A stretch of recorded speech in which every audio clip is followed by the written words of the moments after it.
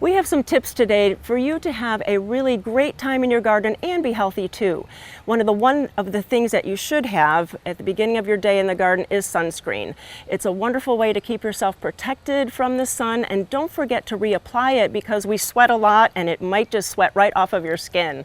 The other thing is using a hat. We have these nice wide brim hats. We got them at Al's Garden and Home. William has one that protects his face and his neck.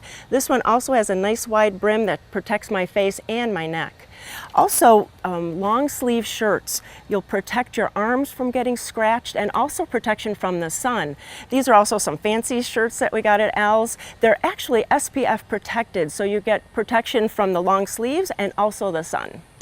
We also wanted to remind you about the different types of plants and pests in the garden. Just a few examples are poison ivy, poison oak. Even a lot of the euphorbias have a white milk that causes damage to skin, so be aware of that. There's also certain pests in the garden that can really be an annoyance, like mosquitoes and their little biting, or wasp stings. So be aware of both of those things and put out any kind of bait or trap that you need to help alleviate that stress in your garden. And also, if you're using any kind of chemical in your garden, be it synthetic or organic, read the label. You want to know how to take care of yourself if you do get an irritation from it. And also, if you do get a cut in the garden, you are working in soil, so you want to make sure that you clean it and then also bandage it so it does not get infected.